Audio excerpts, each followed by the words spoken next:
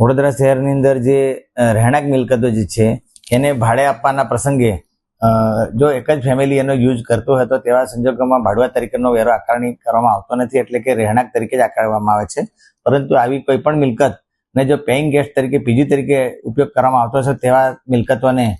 Commercial ઉપયોગ ગણીને તેની કોમર્શિયલ ધોરણે આકારણી કરવાની ફરજ પડશે. આ માટે આવનારા સમયની અંદર દરેક વોર્ડ કક્ષાએથી આ પ્રકારની કામગીરી કરવા ત્યાંથી પરિપત્ર કરવામાં આવશે અને તેવી મિલકતોની કોમર્શિયલ ધોરણે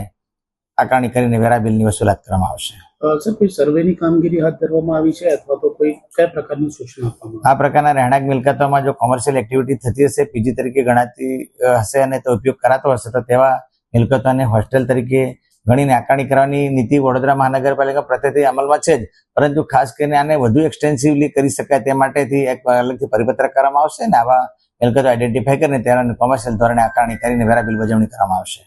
હાલ સુધીમાં કોર્પોરેશનની હેઠળ આવતી કેટલી કોઈ મિલકતો એવી ખરી છે પીજી હેઠળ રાખતા હોય ને જેમની પાસે આપણે વેરા વસૂલતા હોય? એ તો હવે વોર્ડ કક્ષાથી માહિતી મળી શકશે, પરંતુ આ સ્ટેન્ડિંગ ઓર્ડર છે ને આ કોઈ પણ પ્રકારની મિલકતો જેમાં કોમર્શિયલ ઉપયોગ થતો હોય કે હોસ્ટેલ તરીકે ઉપયોગ થતો હોય તેમાં કોમર્શિયલ તરીકે આકારણી કરવાની નીતિ અમલમાં છે જ, પરંતુ વધારે આને એક્સટેન્સિવ કરવા માટે હવેથી પરિપત્ર કરવામાં આવશે. ક્રાઇટેરિયા શું હોય છે કે જે પીજીમાં જે રાખતા હોય એનું ક્રાઇટેરિયા શું હોય છે, એ લોકોનું પ્રોસેસ શું હોતો હોય છે સપોઝ કરાવવું હોય?